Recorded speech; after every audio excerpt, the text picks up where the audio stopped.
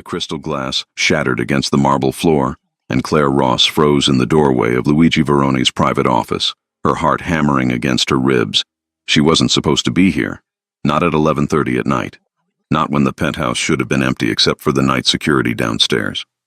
But she'd forgotten her phone in the cleaning cart, and now she stood paralyzed as the most dangerous man in Manhattan turned to face her, his dark eyes blazing with an intensity that made her skin burn. "I'm so sorry, Mr. Verone. I didn't know anyone was here. I'll come back tomorrow for my—" Claire's words died in her throat as Luigi crossed the room in 3 long strides, his hand wrapping around her wrist with surprising gentleness. "How long have you been standing there?" His voice was low, controlled, but she could hear the edge of something darker underneath. Something that made her pulse race, for reasons that had nothing to do with fear. "I just arrived. I swear I didn't see or hear anything. Please, I need this job." "Claire." The way he said her name made her look up, meeting those penetrating eyes that seemed to see straight through her. "I'm not going to fire you, but I need you to tell me the truth. Have you noticed anything unusual in this office? Anything out of place?" Her mouth went dry. This was it. The moment she'd been dreading for 3 days, ever since she'd found it while dusting the bookshelf behind his desk. She'd told herself to stay quiet, to mind her own business, to remember that girls like her didn't survive in Luigi Veroni's world by asking questions. But looking at him now, at the tension in his jaw and the concern flickering behind that carefully controlled exterior, she couldn't stay silent. "There's a camera in your office," she whispered, the words rushing out before she could stop them. "Hidden in the spine of the law book on the 3rd shelf. The one with the gold lettering." Luigi's entire body went still. For a moment, Claire thought she'd made a terrible mistake. Then his thumb brushed across her wrist, right over her racing pulse, and his expression shifted into something that made her knees weak. "Show me." He didn't let go of her wrist as she led him to the bookshelf. Claire reached up, her fingers trembling as she pulled out the leather-bound volume of corporate law that probably cost more than her entire year's salary. She opened it carefully, revealing the hollowed-out interior and the tiny camera lens pointed directly at his desk. "Madonna Santa," Luigi breathed, his accent thickening with anger. His hand tightened on her wrist, not enough to hurt, but enough to ground her as his other hand pulled out his phone.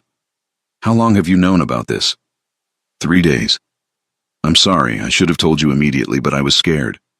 I didn't know if it was something you'd placed there yourself, or if telling you would put me in danger, or—" "Look at me, Claire." Luigi's voice cut through her panic, firm but not harsh. When she met his eyes, she saw something that stunned her. Concern. Real, genuine concern for her safety. "You did the right thing by telling me now. But I need you to understand something. Whoever planted this camera knows you work here. If they've been watching, they may have seen you discover it." The implication hit her like ice water. Oh God. "Listen to me carefully." Luigi set the book down and turned to face her fully, both hands now framing her arms, his touch warm through the thin fabric of her uniform. "From this moment on, you don't leave this building without security. You don't talk to anyone about what you found, and you definitely don't go home tonight. I can't just stay here, my apartment, my things. I'll send someone to collect whatever you need, but right now, your safety is what matters." His jaw clenched, a muscle ticking beneath the sharp line of his cheekbone. "These people, whoever they are, they don't play games, and I won't let them hurt you because you were brave enough to warn me." Claire's breath caught as Luigi's dark eyes searched her face with an intensity that felt almost physical. She'd worked in his penthouse for 8 months, maintaining the pristine luxury of his $30 million residence. But she'd never been this close to him. Never close enough to see the flecks of gold in his irises or smell the intoxicating combination of expensive cologne and something uniquely him. "Why do you care?" The question escaped before she could stop it. "I'm just your maid." Something dangerous flashed across Luigi's face. "You stopped being just anything the moment you risked yourself to warn me, Tesoro." The Italian endearment sent heat spiraling through her stomach. Before she could respond, Luigi released her and pulled out his phone, his expression hardening into the ruthless businessman she'd glimpsed in passing. He spoke rapidly in Italian, his voice sharp with command, and Claire caught enough words to understand he was ordering a security sweep of the entire building. "Tony will be here in 10 minutes, Luigi said, switching back to English as he pocketed his phone. "He's my head of security." He'll ask you questions about when you found the camera, if you've noticed anyone suspicious around the building, things like that. I need you to tell him everything, no matter how insignificant it seems. Can you do that for me?" Claire nodded, her mind racing. She'd heard stories about Luigi Verone. Everyone in New York had. The young billionaire who'd inherited his family's empire at 19 and turned it into something even more powerful. The man who moved in circles where billion-dollar deals happened over whiskey and handshakes, where loyalty was everything and betrayal meant disappearing into the East River. She'd never believed she'd be anything more than invisible to him. A face he passed in the hallway, a name he might remember if pressed. But now he was looking at her like she mattered. Like her safety was important enough to disrupt his entire night. "There's something else," Claire said quietly. "I don't know if it means anything, but 3 weeks ago I saw someone in the building I didn't recognize. A woman. She was coming out of the service elevator on this floor, and when she saw me, she looked startled. She said she was looking for the gym, but the gym is on the 10th floor. Everyone who lives here knows that." Luigi's expression turned predatory. "Describe her." Mid-30s, blonde, expensive clothes. She had a Hermes bag and Louboutin heels. Definitely not service staff. "Did she give you a name?" Claire shook her head. "She left before I could ask. But Mr. Delgado was here that day. Your advisor. He might have seen her." Something flickered across Luigi's face too quickly for Claire to read. "Marcus was here? Are you certain?" "Yes. He arrived around 2, about an hour before I saw the woman." Luigi turned away, his hands bracing against his desk as he stared down at the polished surface.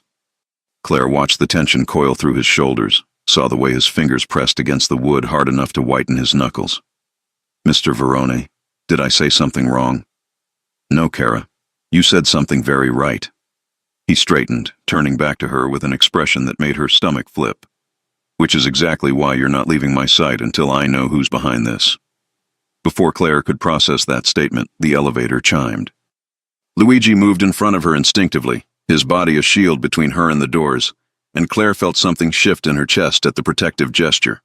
A mountain of a man emerged from the elevator, his scarred face softening slightly when he saw Luigi. "Boss, we've got a problem." "I'm aware, Tony. This is Claire Ross. She found a camera in my office." Luigi gestured to the bookshelf without taking his eyes off his security chief. "I want this entire floor swept immediately. Every room, every air vent, every goddamn flower pot. And I want to know who's had access to this penthouse in the last month besides household staff."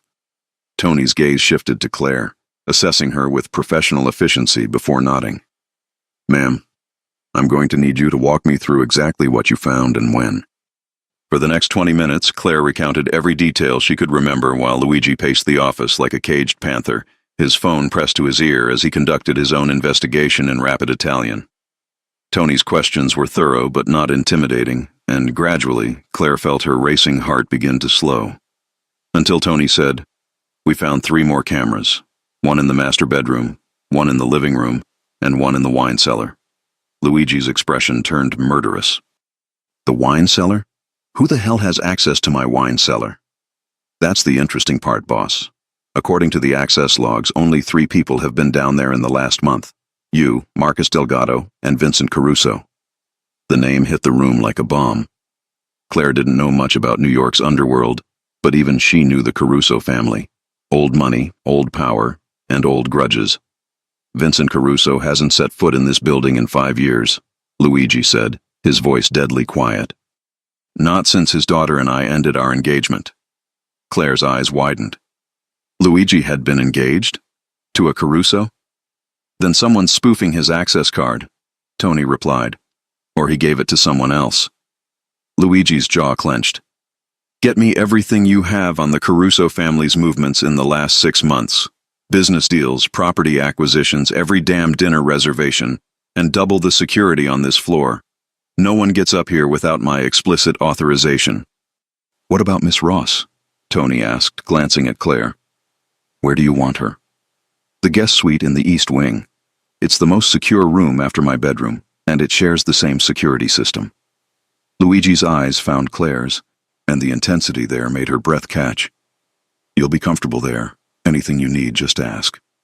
"I can't impose on you like this," Claire protested weakly. "Maybe I could just stay at a hotel." "No." The single word was absolute. Hotels can be compromised. Here, I can protect you. But why would anyone want to hurt me? I'm nobody. Luigi crossed the room in 2 strides, stopping close enough that Claire had to tilt her head back to meet his eyes. You're a witness, Claire. You found evidence that someone is spying on me. That makes you valuable. And in my world, valuable things are either protected or exploited. His hand rose, his fingers brushing a strand of dark hair from her face with unexpected tenderness. I choose to protect you. The touch sent electricity racing across Claire's skin. She should step back, should remember that this man was dangerous, that his world was built on secrets and power plays she couldn't begin to understand. But she couldn't make herself move away from the warmth of his presence. What if I don't want to be protected? She whispered. Something hot and hungry flashed in Luigi's eyes. Then you're going to have to convince me you're safer without me, Tesoro. And I should warn you, I'm not easily convinced. A phone buzzed, shattering the moment. Luigi pulled back with visible reluctance, checking the screen and frowning. Tony, take Claire to the guest suite. Make sure she has everything she needs. Wait, Claire said as Luigi turned toward the elevator. Where are you going? He paused, glancing back at her with an expression that was equal parts dangerous and devastatingly attractive. To have a conversation with Marcus Delgado. He has some explaining to do about Vincent Caruso's access card. At midnight, Luigi's smile was sharp enough to cut. In my world, Kara, the most important conversations happen when most people are asleep. Don't worry, I'll be back before morning.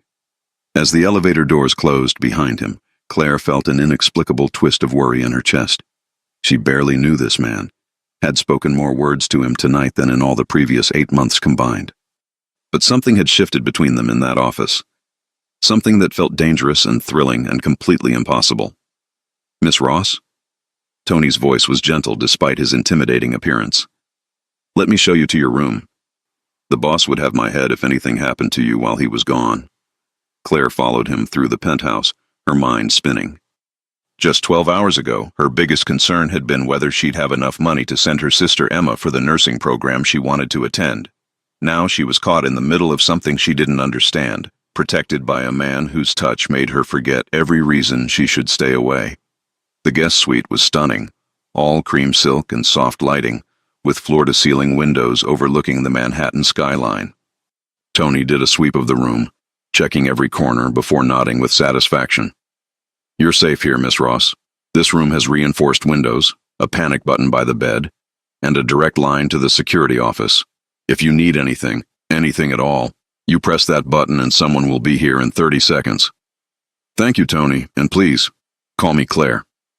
The big man's expression softened. Get some rest, Claire. The boss will want to talk to you more in the morning, and he's going to have a lot of questions. After Tony left, Claire sank onto the edge of the massive bed, her hands trembling slightly as the adrenaline began to fade. She should be terrified, should be planning how to extract herself from this situation as quickly as possible. Instead, all she could think about was the way Luigi had looked at her, the way his touch had felt, the way he'd said her name like it was something precious. Her phone buzzed with a text from an unknown number. Sleep well, Tesoro. You're safe now. Claire's heart skipped as she stared at the message. How had he gotten her number? More importantly, why did knowing he was thinking about her make her feel safer than any security system could? She typed back, How did you know I'd be worrying? His response came immediately, Because you have a tell. You bite your lower lip when you're nervous. It's distracting as hell. Heat flooded Claire's cheeks. He'd noticed that. She found herself touching her lip, remembering the intensity of his gaze. Get some rest. Luigi's next message read, Tomorrow, things get complicated. Claire looked out at the glittering New York skyline, at the city that suddenly felt full of shadows and secrets. She'd wanted adventure, had dreamed of a life bigger than scrubbing floors and counting pennies. Be careful what you wish for, her mother used to say. As Claire finally climbed under the silk sheets, one thought kept circling through her mind. What had she gotten herself into? And why did part of her desperately want to find out? Claire woke to sunlight streaming through floor-to-ceiling windows and the smell of fresh coffee. For a disoriented moment, she forgot where she was. Then the previous night came rushing back. The camera, Luigi's protective intensity, the way his fingers had felt brushing her face. She sat up quickly, her heart racing, and found a note on the nightstand written in bold, confident handwriting. "Breakfast is waiting in the kitchen. We need to talk. L." 20 minutes later, after the fastest shower of her life and pulling on the same clothes from yesterday, Claire followed the scent of coffee through the penthouse. She found Luigi in the kitchen, leaning against the marble counter with a phone pressed to his ear, his shirt sleeves rolled up to reveal muscular forearms. He looked like he hadn't slept at all. When he saw her, something shifted in his expression. He ended his call abruptly and set the phone down. "You didn't sleep," Claire said, taking in the tension around his eyes. "Neither did you, if those shadows under your eyes are any indication." Luigi pulled out a chair at the kitchen island. "Sit, eat, then we talk." Claire's stomach growled at the sight of the spread before her. Fresh pastries, fruit, eggs Benedict, freshly squeezed orange juice. "This is too much. You'll need your strength." Luigi poured her coffee, adding cream without asking how she took it. When she raised her eyebrows, he smiled slightly. "I pay attention, Claire. You always add cream to the coffee pot in my office after you clean, no sugar." The fact that he'd noticed such a small detail about her made Claire's pulse quicken. She took a sip, trying to ignore how intimate this felt, sitting in Luigi Verone's kitchen while he watched her with those intense dark eyes. "What did Marcus say?" she asked finally. Luigi's expression hardened. "Marcus claims he hasn't seen Vincent Caruso in months, says his access card was stolen from his gym locker 3 weeks ago. He filed a police report but conveniently never mentioned it to me. Do you believe him?" "I believe Marcus is hiding something. Whether it's betrayal or incompetence, I haven't decided yet." Luigi moved around the counter, standing close enough that Claire could feel the heat radiating from his body. "But I'm not taking chances with your safety while I figure it out. Which brings me to what we need to discuss." Claire set down her coffee cup, her stomach fluttering nervously. "I'm listening." "You can't go back to your apartment. Not until we know who's behind the surveillance and what they want." Luigi's voice was firm, brooking no argument. "I've already had your belongings moved here. Your lease has been paid through the end of the year, but you'll stay in the guest suite." "You moved my things? Without asking?" Claire stood abruptly, anger flashing through her shock. "You can't just decide my life for me, Mr. Verone." "Luigi." He caught her wrist gently as she tried to move past him. "And yes, I can.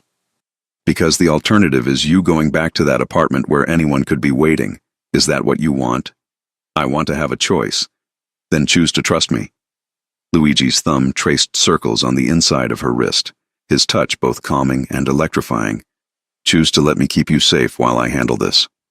Claire looked up at him, at the fierce protectiveness in his eyes, and felt her anger deflate. "This is insane. Yesterday I was your maid. Today I'm living in your penthouse like some kind of... like someone I care about," Luigi interrupted, his voice low and rough. "Someone who put herself at risk to warn me. That means something in my world, Claire. Loyalty means everything. I'm not part of your world. You are now." His hand slid from her wrist to her palm, his fingers intertwining with hers. "The moment you found that camera, you became part of it. I'm sorry for that. But I'm not sorry you're here." Before Claire could respond, the elevator chimed. Luigi released her hand immediately, his entire demeanor shifting into something colder, more dangerous. A stunning blonde woman emerged, her designer dress probably worth more than Claire's car, her red lips curved in a smile that didn't reach her eyes. "Luigi, darling, I heard you had some security concerns. I came as soon as Vincent told me." The woman's gaze slid to Claire, her smile sharpening. "And who is this?" Luigi's jaw clenched. "Sophia. What are you doing here?" "Sophia. The ex-fiancée." Claire felt her stomach drop as the beautiful woman crossed the room with the confidence of someone who'd walked these floors 1,000 times before. "Vincent said you accused him of breaking into your home." "That's absurd, Luigi. He's been in Milan for 3 months." Sophia's eyes never left Claire. "Besides, if you were having security issues, you should have called me. I still know this place better than anyone." "You lost that privilege when you walked out 5 years ago," Luigi said coldly. "Did I?" Sophia's laugh was musical and cruel. "Funny, because I remember you begging me to stay, promising me everything if I'd just give you one more chance." Claire felt like she'd been punched. She took a step back, but Luigi's hand shot out, catching her elbow. "Don't," he said quietly, his eyes locked on Sophia. "Don't run." "Oh, how sweet," Sophia purred, circling them like a predator. "The maid thinks she's special. Tell me, Claire. It is Claire, isn't it? Did Luigi tell you why I left him? Did he explain that he's incapable of putting anything before his precious empire?" "Sophia, that's enough." Luigi's voice was dangerous now, low and threatening. "You need to leave. Not until I warn this poor girl what she's getting into." Sophia stopped in front of Claire, her perfume overwhelming and expensive. "He'll make you feel like the center of his universe, like nothing matters but keeping you safe. But the moment his business calls, you'll be forgotten. Ask me how I know." "The difference," Luigi said, his hand sliding from Claire's elbow to the small of her back, "is that Claire doesn't demand I choose between her and my responsibilities. She understands loyalty." Sophia's eyes flashed with anger. "Loyalty? Is that what you're calling it now? How loyal will she be when she realizes what you really are, Luigi, when she sees the blood on your hands?" Claire felt Luigi tense behind her, but she surprised herself by speaking first. "I think you should leave, Miss Caruso. You clearly have issues with Mr. Verone, but they're not my concern." "Not your concern?" Sophia laughed. "Oh, sweetheart, you have no idea what you've walked into, but you will. Soon enough, you'll understand exactly what it means to be close to Luigi Verone." Tony appeared from the elevator, his expression apologetic. "Boss, I'm sorry. She had a guest pass from before. Revoke it," Luigi ordered, effective immediately, and escort Miss Caruso out. Sophia's smile was pure venom as Tony took her arm. "This isn't over, Luigi. My father wants to talk to you. About our families, about the future, and you know you can't refuse him forever." After she left, silence filled the kitchen. Claire could feel Luigi's hand still pressed against her back, could sense the tension radiating through him. "I'm sorry you had to witness that," he said finally. Claire turned to face him. "Did you beg her to stay?" "No." Luigi's answer was immediate and firm. 5 years ago, Sophia decided that being engaged to me meant she owned me. When I wouldn't leave my family's business to move to Milan with her, she gave me an ultimatum. I chose my responsibilities. And now she's back. Now she's playing games I don't understand yet.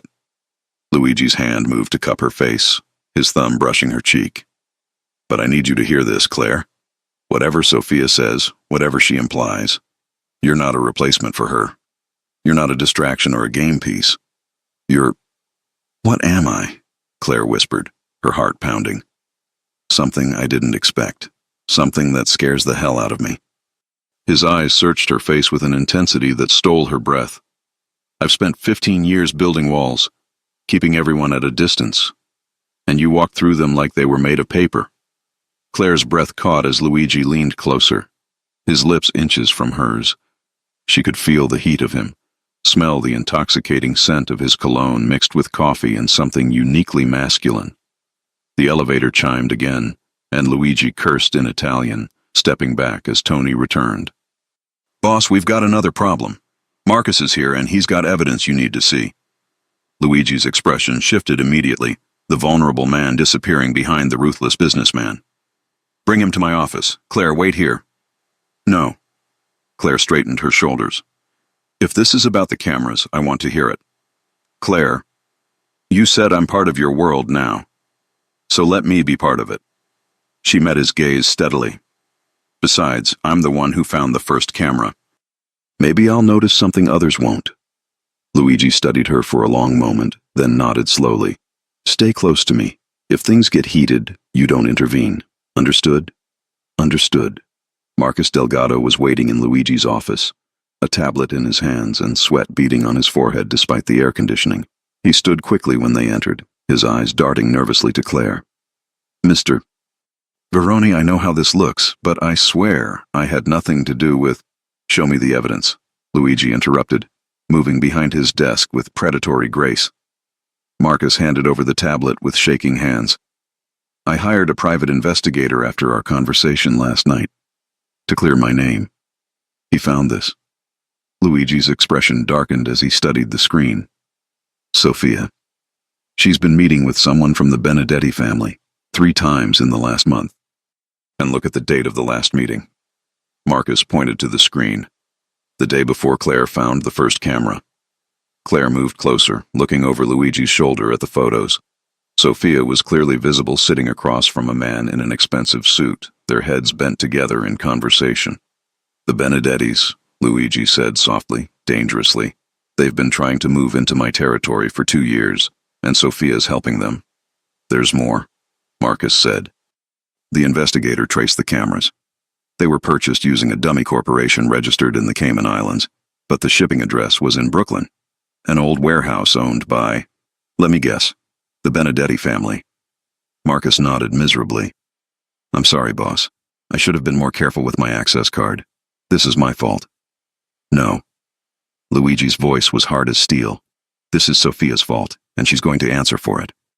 Claire felt a chill run down her spine at the cold fury in Luigi's tone. This was the man Sophia had warned her about, the one with blood on his hands. She should be terrified. Instead, she found herself asking, "What are you going to do?" Luigi looked at her, and for a moment his expression softened. "What I have to. But first, I'm going to make sure you're completely safe. Marcus, I want security tripled. No one gets near Claire without going through me personally." "Boss, with all due respect, maybe Miss Ross should be moved to a safe house, somewhere off the grid. If Sophia knows about her—" "Sophia doesn't know anything about Claire except that she works here," Luigi interrupted. "And it's going to stay that way. Claire stays with me." "But that's final, Marcus." Luigi's tone brooked no argument. "Now get out, both of you. I need to make some calls." Marcus left quickly, relief evident on his face. Claire started to follow, but Luigi's voice stopped her. "Not you, Tesoro. We need to talk about what happens next." Claire turned back, finding Luigi standing by the windows, his shoulders tense as he looked out at the city. She moved to stand beside him, following his gaze to the sprawling metropolis below. "You're angry," she said quietly. "I'm furious. Sophia didn't just betray me, she put you in danger. She brought the Benedettis into this building, let them plant cameras, and for what? To help them take over my territory?" Luigi's hands clenched into fists. "She has no idea what she started. What will you do to her?" "Nothing that will keep me up at night." Luigi turned to face her, his eyes blazing. "But I need to know, Claire. Are you going to be able to handle what comes next? Because once I move against the Benedettis, there's no going back. Things are going to get dangerous." Claire thought about her safe, predictable life before yesterday. About how she'd spent years playing it safe, avoiding risks, dreaming of adventure but never actually reaching for it. "I found the camera," she said finally. "I could have pretended I didn't see it. Could have walked away and kept my head down, but I didn't. I told you. So maybe I've already decided what I can handle." Luigi's expression shifted, something hot and hungry flashing in his eyes. "You're either very brave or very foolish, Claire Ross. Maybe I'm both." He closed the distance between them in 2 strides, his hands framing her face as he stared down at her with an intensity that stole her breath. "I'm going to kiss you now. If you don't want that, tell me to stop." Claire's heart hammered against her ribs. Every rational part of her brain screamed that this was a terrible idea, that getting involved with Luigi Verone would only lead to heartbreak and danger. But when she looked into his eyes, she didn't see the ruthless businessman or the dangerous man Sophia had warned her about. She saw the person who'd noticed how she took her coffee, who'd moved her things to keep her safe, who looked at her like she was precious. "Don't stop," she whispered. Luigi's mouth crashed onto hers with devastating intensity, his lips claiming hers in a kiss that made her forget every reason this was complicated. Claire's hands fisted in his shirt, pulling him closer as his arms wrapped around her waist, lifting her slightly off the ground. The kiss was fire and desperation, need and promise. Luigi kissed her like he was drowning and she was air, like nothing else in the world mattered but this moment, this connection. When he finally pulled back, they were both breathing hard. Luigi rested his forehead against hers, his hands still cradling her face with unexpected tenderness. "This changes everything," he said roughly. "I know. I can't promise you safe. I can't promise you easy. I'm not asking for that." Claire met his eyes steadily. "But I am asking for honest. Whatever this is, whatever happens, don't lie to me. Never." Luigi's thumb traced her swollen lips. "I promise you, Tesoro. Whatever else I am, I won't lie to you." A phone buzzed, shattering the moment. Luigi cursed, pulling his phone from his pocket and frowning at the screen. I have to take this. It's about the Benedettis. He pressed a kiss to her forehead. Stay in the penthouse today. Don't go anywhere without Tony or one of the other guards. Please. Where are you going? To remind New York exactly who controls this city. Luigi's smile was sharp and dangerous.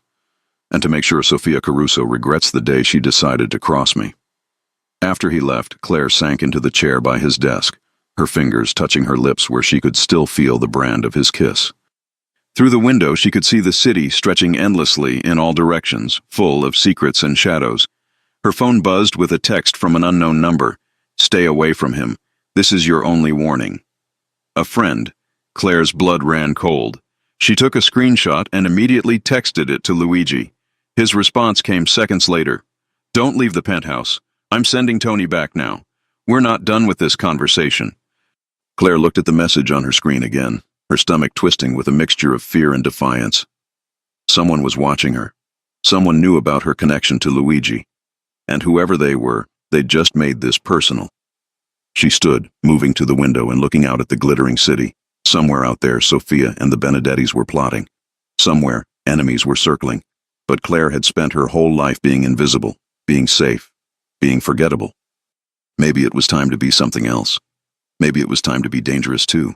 The charity gala was supposed to be safe. Luigi had assured Claire that the Plaza Hotel's grand ballroom, filled with New York's elite and surrounded by his security team, was the last place anyone would make a move against them. He'd been wrong. Claire stood in front of the full-length mirror in Luigi's penthouse, smoothing down the emerald silk gown he'd had delivered that morning. It fit perfectly, hugging her curves before flowing to the floor in elegant waves. She barely recognized herself. You look breathtaking. Luigi's voice came from the doorway, and Claire turned to find him leaning against the frame in a black tuxedo that made him look like sin incarnated. His eyes traveled over her slowly, possessively. That color is perfect on you. You chose it, Claire said, her pulse quickening as he crossed the room toward her. I know what I like. Luigi's hand settled on her waist, pulling her close. And I like you in my colors.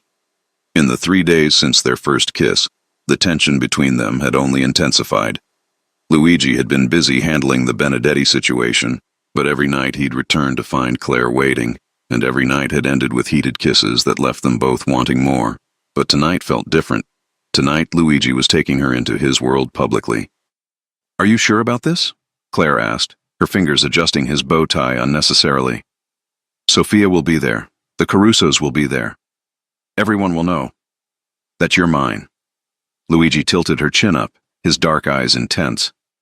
That's exactly what I want them to know, Tesoro. Let them see that I've chosen you. Claire's breath caught at the possessiveness in his tone. Luigi, I know this is fast. I know it's complicated. His thumb brushed her lower lip, the gesture now familiar and devastating. But I haven't felt this alive in years, Claire. You make me want things I thought I'd given up on.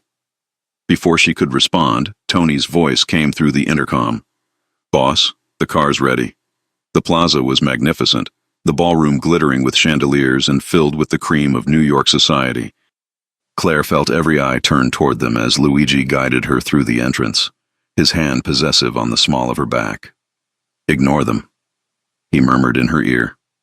They're just jealous. Of what? That I found someone real in a room full of masks.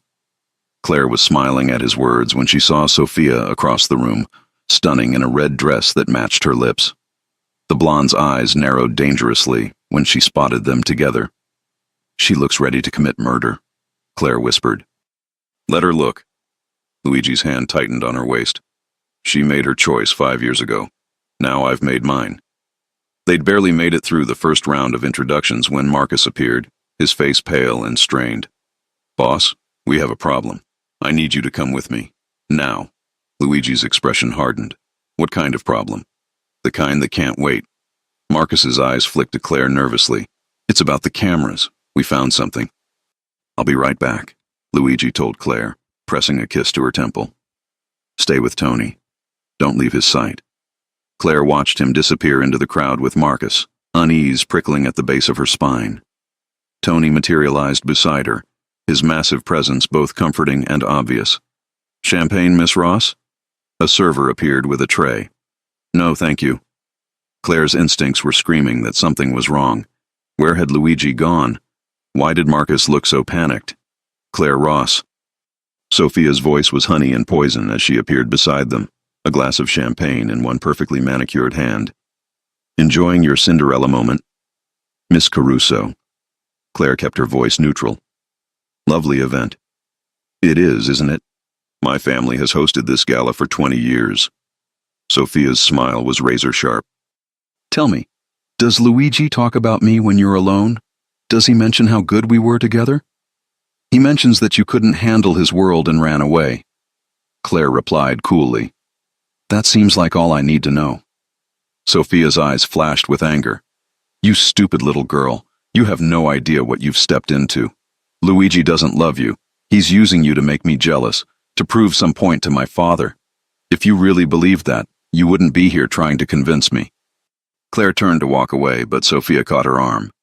"I'm trying to save your life," Sophia hissed. "The Benedettis aren't playing games, Claire. They want Luigi dead, and anyone close to him becomes a target." Before Claire could respond, the lights flickered, once, twice. Then the entire ballroom plunged into darkness. Screams erupted around them. Tony's hand immediately grabbed Claire's arm, pulling her close. "Stay down!" Gunshots cracked through the darkness, and Claire's heart stopped. Where was Luigi? Was he safe? "We need to move," Tony said urgently, guiding her toward what she hoped was an exit. "Now, Miss Ross." They'd barely made it 3 steps when someone grabbed Claire from behind, yanking her away from Tony with brutal force. She tried to scream, but a hand clamped over her mouth. "Quiet, or I put a bullet in your pretty head," a man's voice growled in her ear. The lights came back on in a blinding flash, and Claire found herself at the center of the ballroom with a gun pressed to her temple. The man holding her was stocky and middle-aged, his expensive suit at odds with the violence in his grip. The crowd had scattered to the edges of the room. Tony stood frozen, his weapon drawn but useless with Claire in the line of fire. And Luigi stood 20 feet away, his face a mask of cold fury, his own gun pointed directly at Claire's captor. Behind him, Marcus was on the ground, blood seeping from a wound in his shoulder. "Let her go, Benedetti." Luigi's voice was deadly calm. "This is between you and me." "Is it?" The man, Benedetti, laughed harshly. "You've been interfering with my operations for 2 years, Verone, blocking my deals, buying out my suppliers, turning my own people against me. And now you parade this little whore around like she's a queen?" The gun pressed harder against Claire's temple, and she whimpered despite herself. Luigi's eyes flicked to hers, and what she saw there made her breath catch. Not just fury, but fear. Real, genuine fear. "You want to get to me? Here's your chance." Luigi slowly lowered his gun, setting it on the floor. "Let Claire go. Take me instead." "Luigi, no." Claire tried to struggle, but Benedetti's grip only tightened. "Touching," Benedetti sneered. "The great Luigi Veroni, brought low by a maid. My daughter was right about you. You're weak." "Your daughter?" Claire's mind raced. "Sophia?" "Surprise!" Sophia's voice came from behind them, cold and triumphant. She stepped into view, no longer playing the jilted lover. Her smile was pure malice. "Did you really think the Benedettis could have gotten to you without inside help, Luigi? I've been planning this for 5 years." Luigi's expression didn't change, but Claire saw his hands clench. "You're Benedetti's daughter. The engagement was a setup from the beginning. Finally catching on?" Sophia laughed. "My father wanted your territory. I was supposed to marry you, learn your secrets, and hand you over. But you were so damn honorable, so loyal to your precious family business. You wouldn't tell me anything useful. So you created a scene, ended the engagement, and disappeared." Luigi's voice was ice. "Made me think you were Antonio Caruso's daughter. A clever lie. Antonio played along beautifully. He hates you enough to help destroy you." Sophia moved closer to Luigi, her expression twisted with obsession. "But then you had to go and find this nobody. This nothing of a girl who you suddenly care about more than you ever cared about me. Because she's real," Luigi said quietly, his eyes on Claire. "Because she doesn't play games or lie about who she is. Because when I look at her, I see a future I actually want. Claire's heart cracked at the raw honesty in his voice. Even with a gun to her head, even knowing they might both die here, those words meant everything. How romantic, Benedetti snarled. Now here's what's going to happen, Verone. You're going to sign over your operations to me. Every business, every property, every asset. Or I paint this ballroom with your girlfriend's brains. Don't do it, Claire said, finding her voice despite her terror. Luigi, don't give him anything. Brave little thing, isn't she? Benedetti's laugh was cruel, but stupid. Doesn't she know you'd burn the world for her? Luigi's eyes never left Claire's face. You're right. I would. Then sign the papers. They're in my jacket pocket. Antonio Caruso is outside with a notary. One signature, and your empire is mine. Claire watched Luigi's internal struggle, saw the moment he made his decision. He was actually going to do it. He was going to sacrifice everything he'd built, everything his family had died for, to save her life. No, she said firmly. Luigi, no. You can't. Yes, I can. Luigi's voice was rough with emotion. You're worth more than any empire, Tesoro. You're worth everything. As Benedetti reached for the papers, Claire made a split-second decision. She'd spent her whole life being careful, being safe, letting others make the bold moves. Not anymore. She slammed her head backward into Benedetti's face with all her strength. His grip loosened for just a second, long enough for her to drop and roll away. Gunshots exploded around her, and Claire's ears rang as she scrambled behind an overturned table. When the smoke cleared, Benedetti was on the ground, blood spreading across his chest. Tony stood over him, his weapon still raised. Luigi was beside Claire in an instant, his hands running over her frantically. Are you hurt? Claire, talk to me. Are you hurt? I'm okay. I'm okay. Claire threw her arms around his neck, trembling with shock and adrenaline. Is he dead? Luigi's voice was flat. Tony's shot was clean. It's over. But it wasn't. Sophia stood at the edge of the room, her face twisted with rage and desperation. This isn't over. My father had backup plans. You think killing him solves anything? There are a dozen more ready to take his place. Then I'll handle them too. Luigi stood, pulling Claire up with him and tucking her protectively behind his body. But you, Sophia, you're finished. The NYPD is outside. You'll be charged with conspiracy, attempted murder, and a dozen other crimes that'll put you away for life. Sophia laughed. The sound unhinged. You think I'm going to prison? You think I'll just let you have your happy ending with her? She pulled a small pistol from her clutch, aiming it at Claire with shaking hands. Everything happened in slow motion. Luigi stepped in front of Claire completely, shielding her with his body. Tony raised his weapon, and Claire saw Sophia's finger tighten on the trigger. The shot rang out, but it wasn't Sophia's gun. Tony had fired first, and Sophia crumpled to the ground, the pistol clattering from her hand. For a long moment, nobody moved. Then Luigi turned, crushing Claire against his chest so tightly she could barely breathe. Never again, he said fiercely into her hair. I'm never putting you in danger like this again, never. Claire clung to him, her whole body shaking. Is she alive? Tony shot her in the shoulder. She'll survive to stand trial. Luigi pulled back just enough to frame her face in his hands, his eyes blazing. You're insane. Brilliant and brave and absolutely insane. You could have died. So could you. Claire's hands fisted in his shirt. You were going to give up everything for me. I'd do it again, 1,000 times over. Luigi's kiss was desperate and claiming, full of relief and promise and possession. When he finally pulled back, his forehead rested against hers. You're mine, Claire Ross. For better or worse, through danger and chaos, you're mine. Say it. I'm yours, Claire whispered, meaning it with every fiber of her being. And you're mine. Around them, police flooded the ballroom. Paramedics rushed to Marcus and Sophia. The gala guests buzzed with shock and excitement. But in the center of it all, Luigi and Claire stood wrapped in each other, a small island of certainty in the chaos. Take me home, Claire said quietly. Just take me home. Luigi nodded, his arm wrapping possessively around her waist as he guided her through the crowd. But as they reached the exit, Claire couldn't shake the feeling that something was still wrong. Marcus was being loaded onto a stretcher, and as they passed, he caught Luigi's arm. Boss, I need to tell you something. About the cameras. We found... Not now, Marcus. Rest. We'll talk tomorrow. But Marcus's grip tightened desperately. No, you don't understand. There's still one we can't find. And it's not in the penthouse. It's... His words were cut off as the paramedics pulled him away, and Claire felt ice settle in her stomach. One camera left, still hidden, still watching. What else didn't they know? The photographs arrived 3 days after the gala, slipped under the penthouse door in an unmarked manila envelope while Luigi was in a security meeting and Claire was trying to read in the living room. She almost didn't open it, almost called Tony to check it first. But the envelope had her name written on it in elegant script, and curiosity won over caution. That was her first mistake. The photos spilled across the coffee table like accusations. Luigi and Sofia, standing close in what looked like the plaza's private garden. Sofia's hand on Luigi's chest. Luigi's head bent toward hers.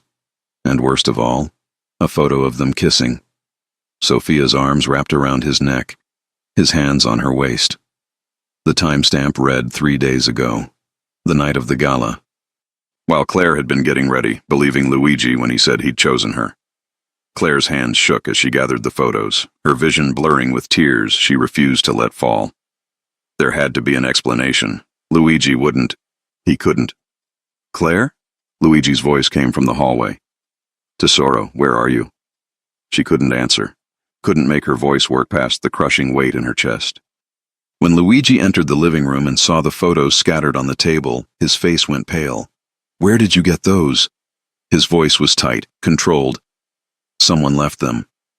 Claire finally looked at him, and the hurt must have shown on her face because Luigi flinched. Tell me they're fake. Tell me this is Sofia playing games. Luigi moved toward her, but Claire stepped back. Don't. Just answer the question. They're real. The admission hit like a physical blow. But Claire, you have to let me explain. You kissed her. Claire's voice cracked despite her efforts to stay strong. The same night you told me you'd chosen me. The same night you said I made you want things you thought you'd given up on. I didn't kiss her. She kissed me. Luigi ran his hands through his hair, frustration and desperation warring on his face.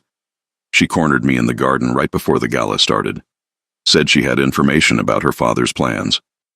When I got close enough to hear her, she grabbed me and you just let her?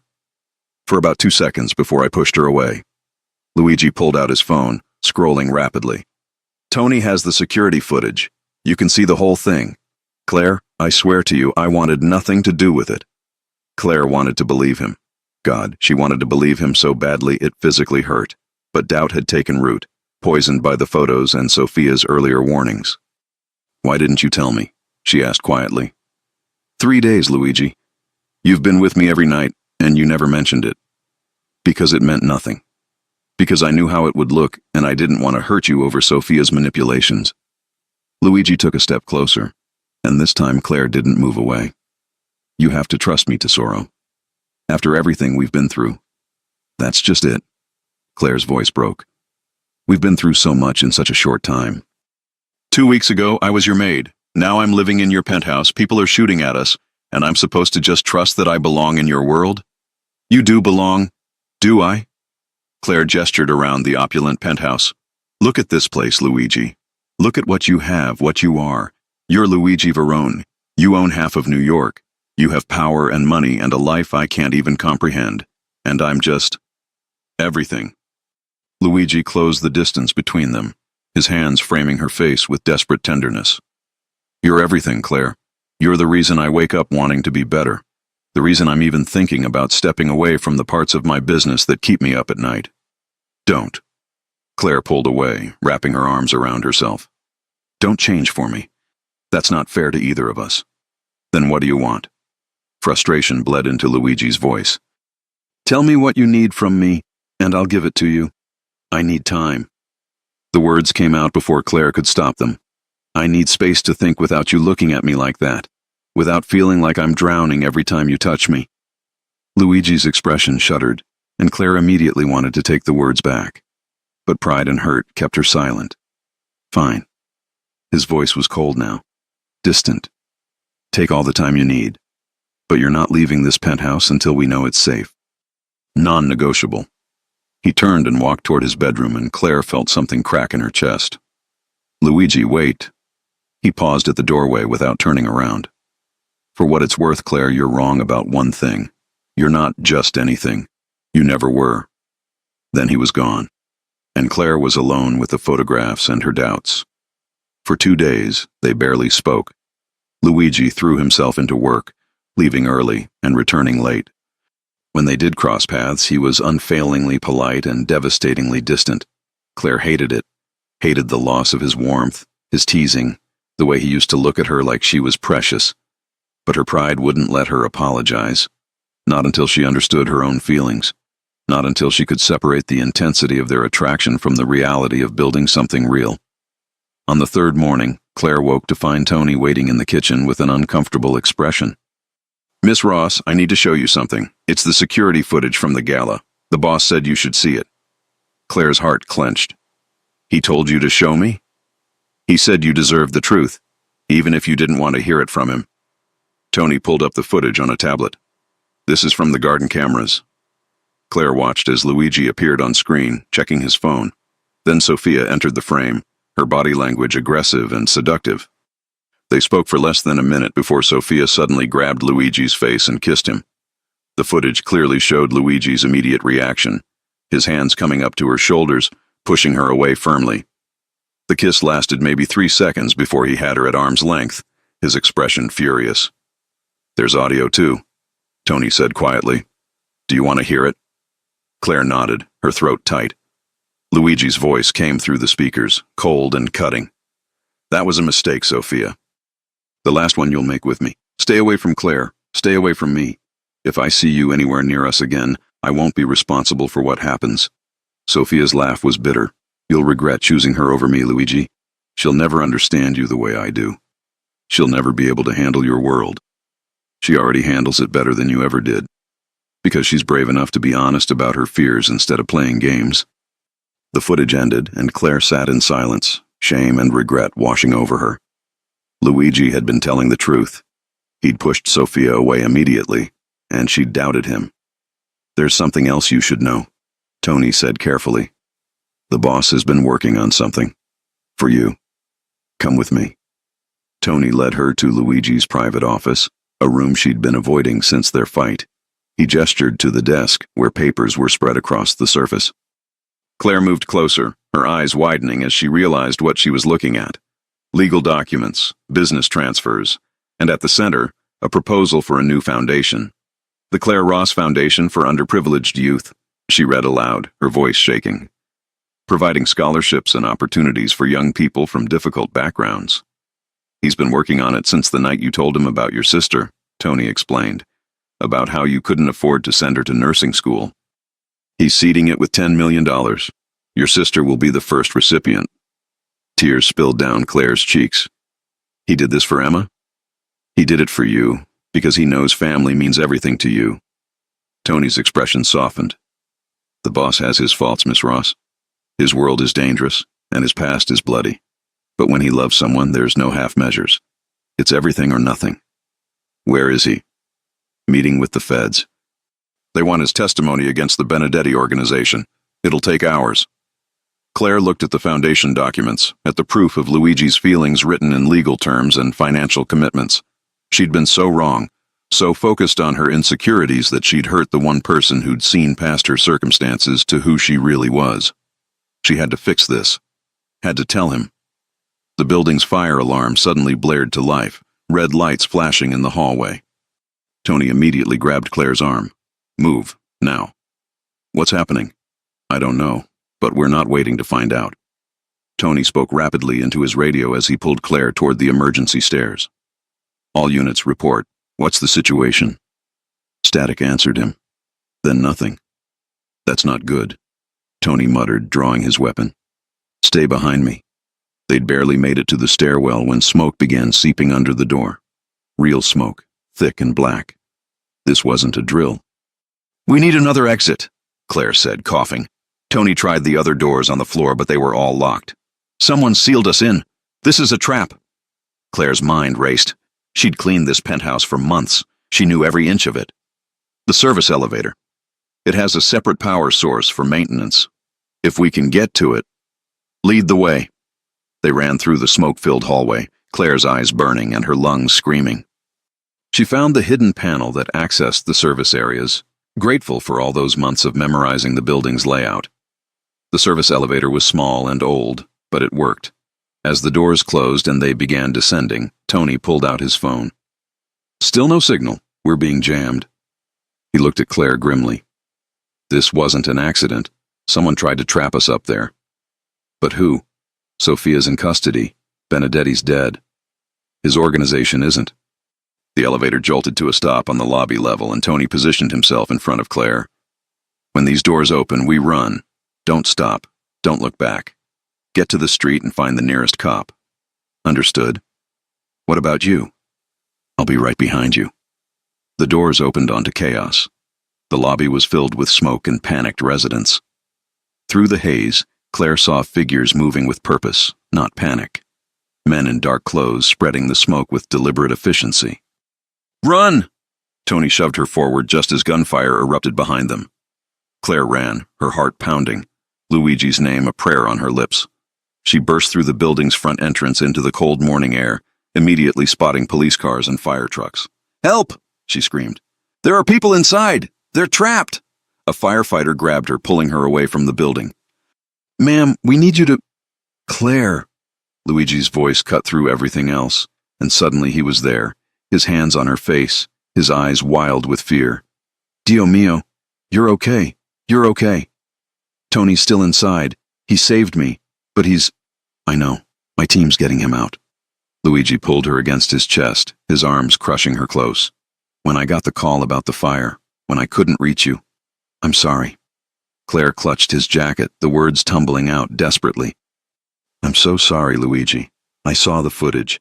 I know Sophia kissed you. I know you pushed her away. I should have trusted you. I should have—" "Stop." Luigi pulled back just enough to look at her, his expression fierce. "You had every reason to doubt.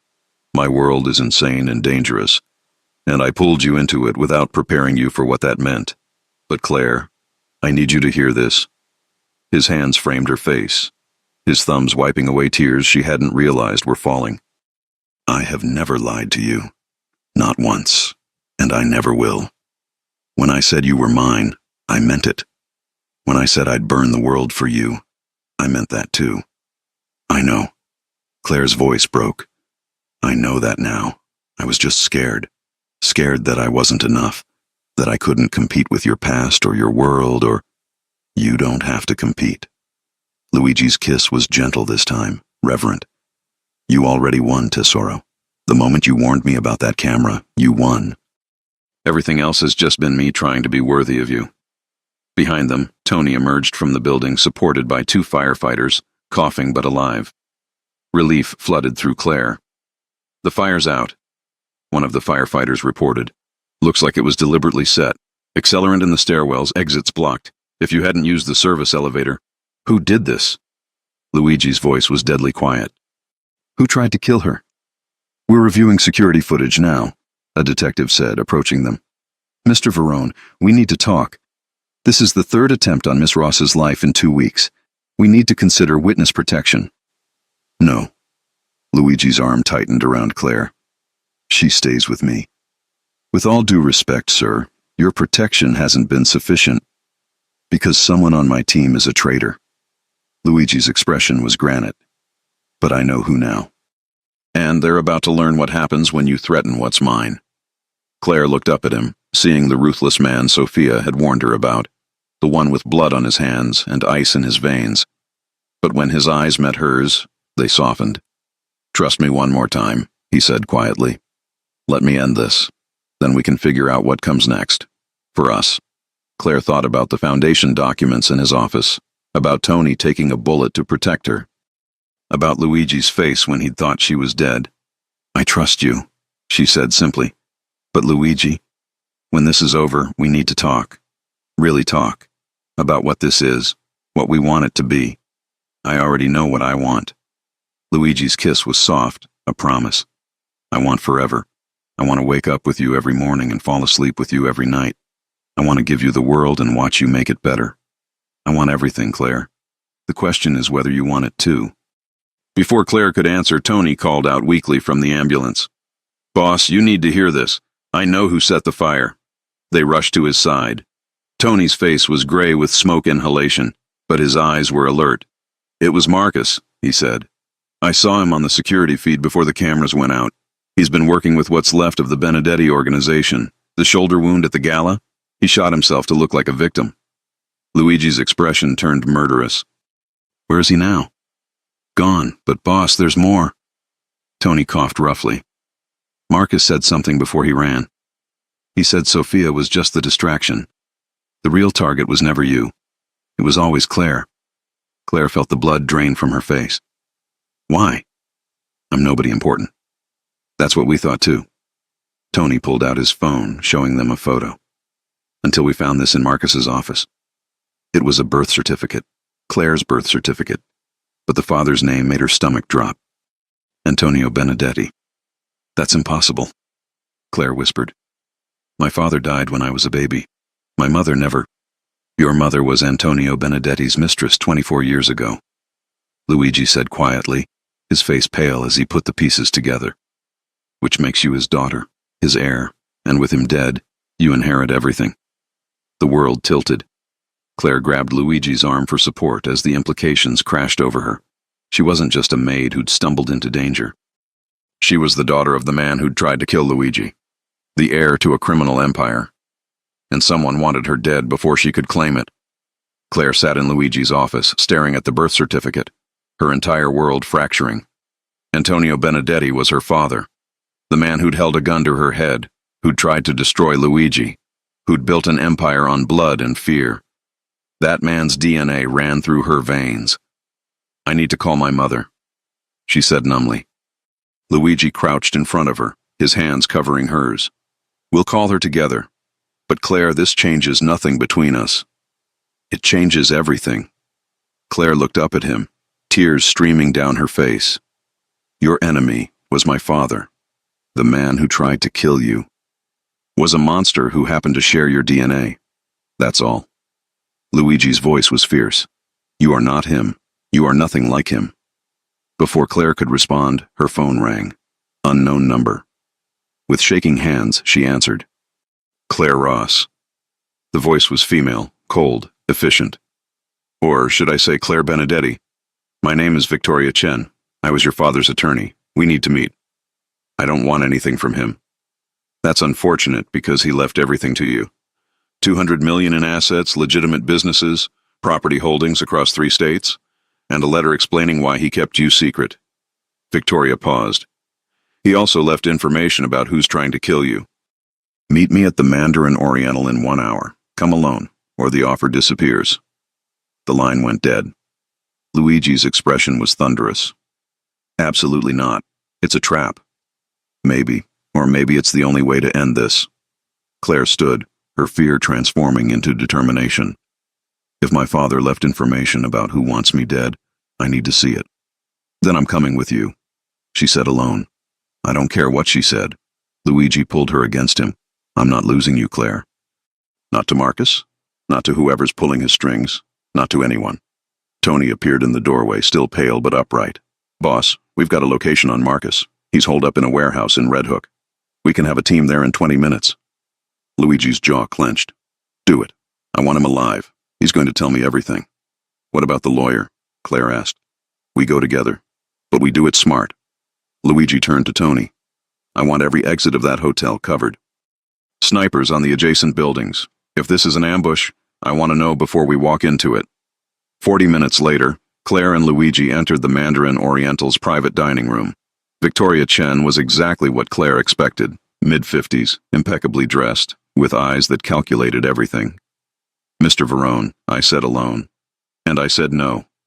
Luigi remained standing, his body angled protectively toward Claire. Whatever you have to say, you can say in front of both of us. Victoria's smile was thin. Very well, Claire. Your father knew about you your entire life. He paid your mother's rent, funded your education, watched from a distance. He stayed away because he knew his world would destroy you. Then why leave me everything? Claire demanded. Because 3 months ago, he learned he had terminal cancer. 6 months to live, maybe less. He wanted to give you a choice. Walk away clean, or claim your inheritance and the power that comes with it. Victoria slid a thick envelope across the table. This letter explains everything, including why Marcus Delgado wants you dead. Claire opened the envelope with trembling hands. Her father's handwriting was bold, unapologetic. Claire, if you're reading this, I'm dead. Good. I was a terrible man who did terrible things. But I loved your mother, and I loved the idea of you. A daughter who could be everything I wasn't. Marcus Delgado is my nephew, my sister's son. He expected to inherit everything. When I changed my will to leave it all to you, he swore he'd kill you before you could claim it. He's been planning this for months, using Sofia Caruso as a distraction. I'm sorry I never met you. I'm sorrier that my death puts you in danger. But if you're strong enough to survive what's coming, you'll have the resources to build something better than I ever did. The choice is yours. Walk away, or fight for what's yours. Either way, I hope you're braver than I was. Claire's hands shook as she finished reading. Marcus was her cousin, family, and he wanted her dead for money. There's more, Victoria said. Antonio transferred several legitimate businesses into a trust for you before he died. Real estate, restaurants, import companies. All clean, all legal. Worth about $50 million. The rest, the criminal operations, the illegal assets, those die with him, unless you choose to claim them. I don't want them, Claire said immediately. Smart girl. Victoria pulled out more documents. Sign these and the legal business is transferred to you immediately. The illegal operations will be dismantled by the FBI. Antonio had already negotiated immunity for you in exchange for his testimony against other families. Luigi's phone buzzed. He checked it, his expression darkening. Marcus is gone. He killed 3 of my men getting out of the warehouse. He'll come for Claire next, Victoria said calmly. He can't let her inherit. The moment these documents are filed, he loses everything. Then we don't file them, Luigi said. We use Claire as bait. Absolutely not. Claire turned to him. I'm not risking your life to... It's not your decision. Luigi's voice was steel. Marcus has killed 6 people trying to get to you. He nearly burned down my building with you inside. This ends now, tonight. How? Claire demanded. Luigi's smile was predatory. We give him exactly what he wants, a chance to kill you. 2 hours later, Claire stood alone in the empty parking garage beneath Antonio Benedetti's former office building, her heart pounding. She wore a wire, had Tony and 20 men positioned throughout the building, and Luigi watching from a van outside. But she'd never felt more exposed. He's here, Tony's voice crackled in her earpiece. Northeast entrance, coming your way. Marcus emerged from the shadows, a gun in his hand and madness in his eyes. Cousin Claire, finally, we meet properly. Marcus, Claire kept her voice steady. It doesn't have to be this way. Yes, it does. He moved closer, the gun aimed at her chest. I've worked for the Benedetti family my entire life. Did their dirty work, killed their enemies, sacrificed everything. And Antonio leaves it all to you? His bastard daughter who didn't even know he existed? I don't want it. The criminal empire, the blood money, it's yours. Just let me walk away. Marcus laughed bitterly. You think I'm stupid?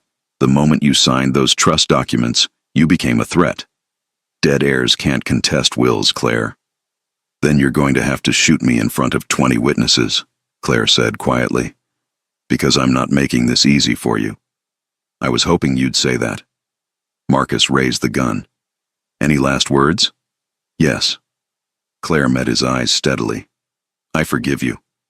The words seemed to hit Marcus harder than any bullet could. His hand wavered, confusion flickering across his face. What?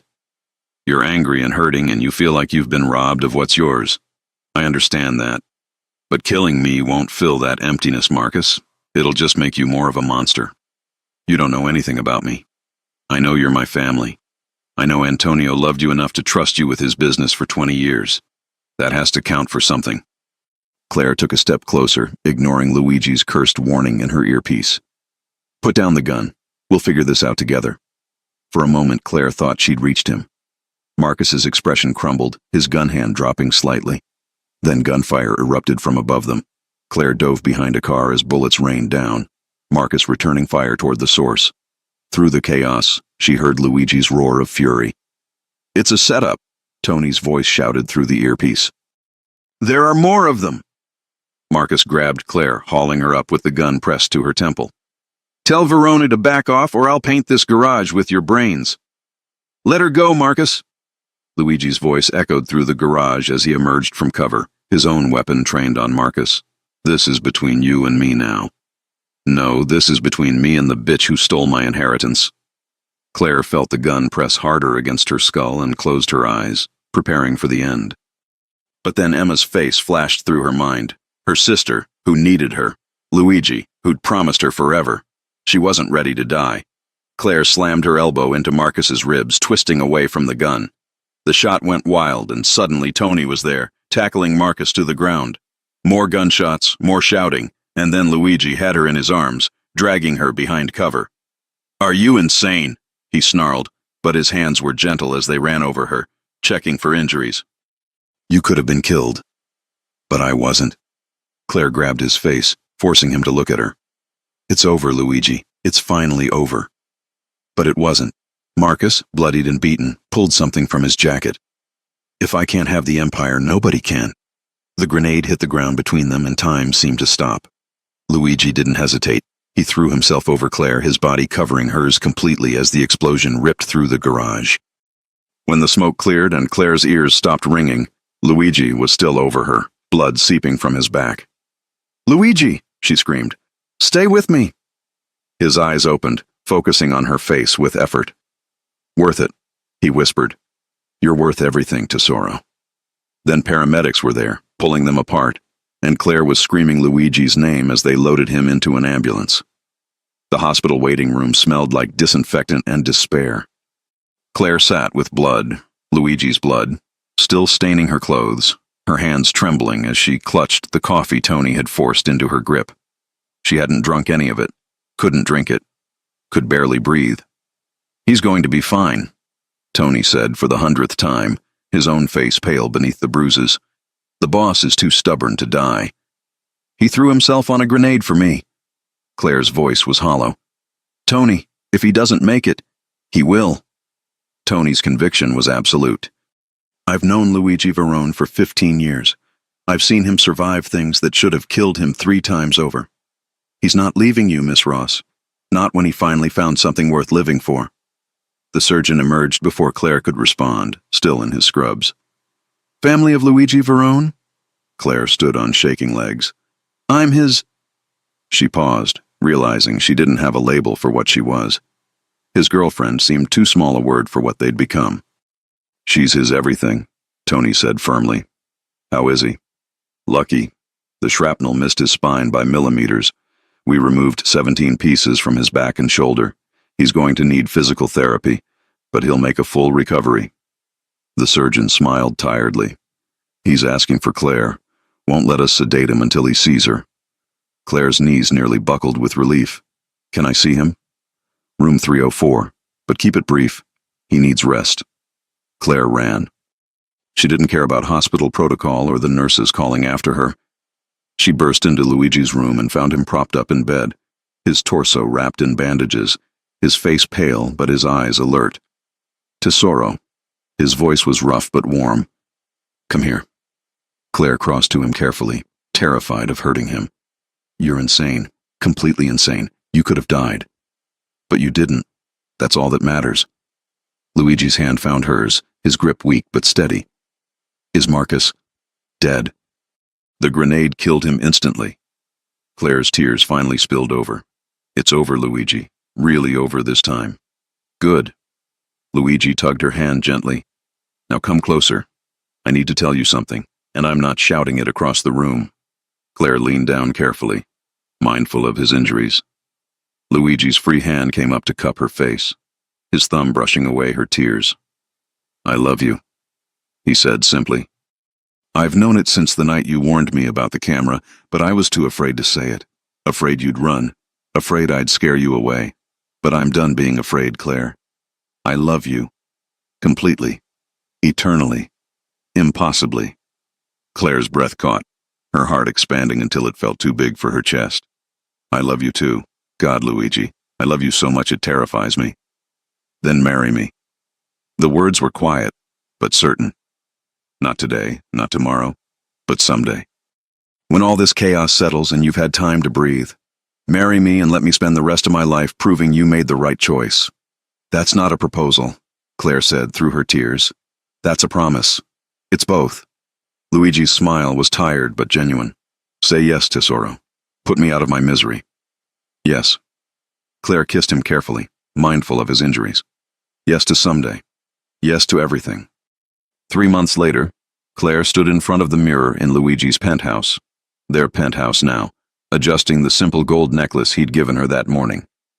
The Emma Ross Nursing Scholarship had been awarded yesterday, fully funding her sister's education. The Claire Ross Foundation was thriving, helping dozens of young people escape poverty through education. And tonight, Luigi was taking her somewhere special. He'd been mysterious about it all week, that familiar gleam in his eye that meant he was planning something. "You look beautiful," Luigi said from the doorway, and Claire turned to find him in a dark suit, looking devastating despite the slight stiffness in his shoulder from the healing injuries. "Ready? You still won't tell me where we're going? And ruin the surprise?" Luigi crossed to her, pulling her close. "Never." The car took them north out of the city, and Claire watched the Manhattan skyline disappear behind them with growing curiosity.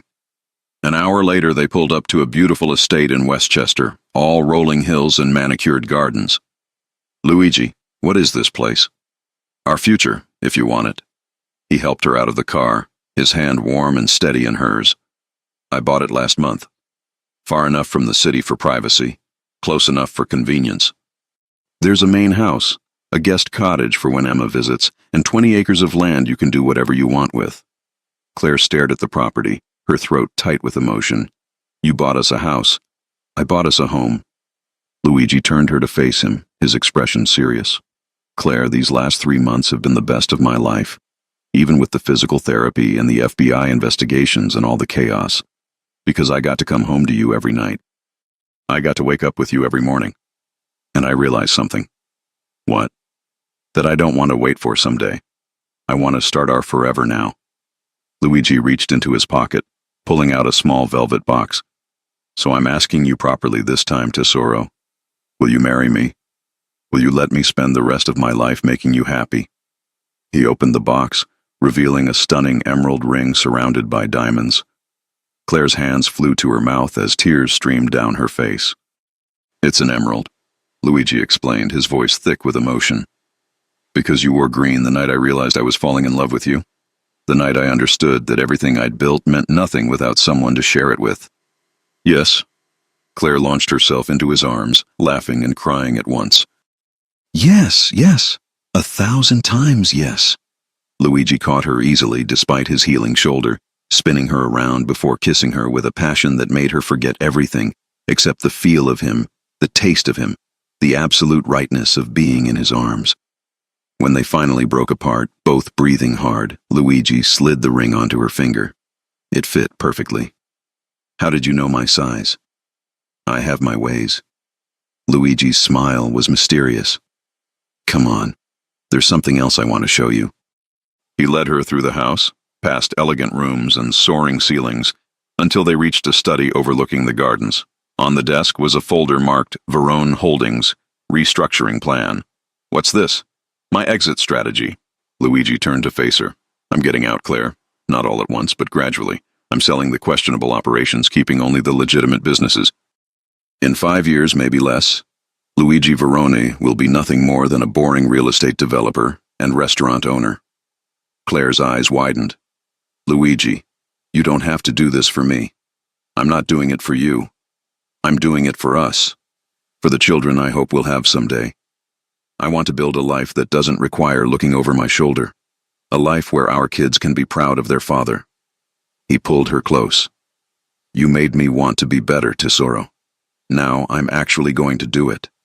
"I love you," Claire whispered against his chest. "So much. I love you too, now and always." They stood there as the sun set over their future home, wrapped in each other's arms, and Claire marveled at how much her life had changed. 6 months ago, she'd been invisible, anonymous, just a maid scrubbing floors and counting pennies. Now she was Claire Ross, soon to be Claire Verone, engaged to the man she loved, running a foundation that changed lives, and standing in a house that would become their home. "What are you thinking?" Luigi asked softly. "That I should send Sophia a thank you card." Luigi pulled back, eyebrows raised. "Come again?" Claire laughed. "If she hadn't planted those cameras, if you hadn't needed a warning, we never would have happened." In a weird way, her jealousy gave me everything I never knew I wanted. "That's a very generous interpretation." Luigi kissed her forehead. "Though I suppose she is getting what she deserves. 20 years in prison is a long time to think about what she lost. Do you ever think about what your life would be like if I hadn't found that camera? Every day." Luigi's expression grew serious. "And every day I'm grateful you were brave enough to warn me. Brave enough to trust me. Brave enough to love me despite everything." "It wasn't that hard," Claire admitted. "You made it easy." "Liar. I made it complicated and dangerous and insane." "True," Claire grinned, "but it was never boring." Luigi laughed, the sound rich and warm. "Come on, future Mrs. Verone. Let's go home and celebrate properly." "Wait." Claire caught his hand. "One more thing. When? When do you want to get married?" Luigi's smile was pure joy. "Yesterday. Tomorrow. Next week. Whenever you're ready, Tesoro. I'm not going anywhere." "Next month," Claire decided impulsively. "Small ceremony, just family and close friends. I don't need a big production. I just need you." "Next month." Luigi sealed it with a kiss. "I'll make it happen." And he did. 4 weeks later, Claire walked down the aisle of a small chapel in Tuscany, wearing a simple ivory gown and carrying wildflowers. Emma was her maid of honor, crying happy tears. Tony stood as Luigi's best man, looking uncomfortable in his suit, but grinning broadly. When Luigi saw Claire, his expression crumbled into pure emotion.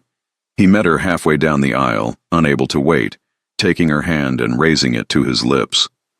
"You're the most beautiful thing I've ever seen," he whispered.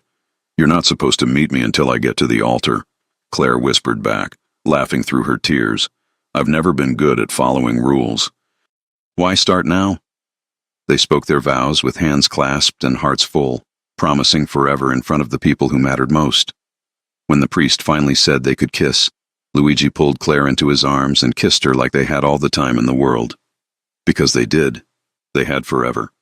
At the reception in a villa overlooking rolling vineyards, Claire stood with Luigi on the terrace, watching the sun set in brilliant oranges and pinks. "Happy?" Luigi asked, his arms wrapped around her from behind. "Deliriously."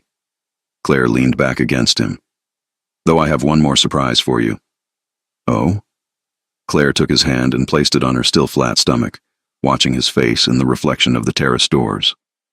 It took him a moment to understand, then his eyes went wide. "Claire, are you—" "8 weeks.